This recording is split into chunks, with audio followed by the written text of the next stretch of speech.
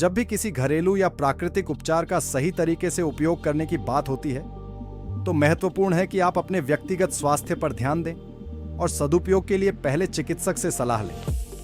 यहाँ कुछ ऐसे प्राकृतिक या ट्रेडिशनल उपचारों का उल्लेख है जो लोग विभिन्न उद्देश्यों के लिए प्रयुक्त करते हैं। गर्म पानी, शहद और नींबू का उपयोग करें गले के दर्द के लिए। गर्म पानी, शहद और नींबू का मिश्रण बनाएं और इसके साथ गरारे करें ताकि गले को आराम मिले। पुलका रेमेडीज के लिए अदरक वाली चाय। अदरक का उपयोग करके चाय बनाएं जो मतली को दूर करने में मदद कर सकती है।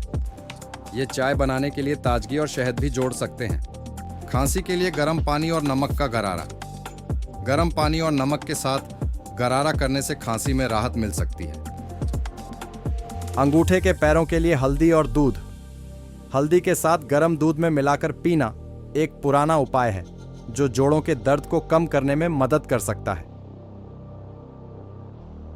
पुदीना तेल। पुदीना तेल को टेम्पल्स पर लगाने से सिर दर्द में राहत मिल सकती है।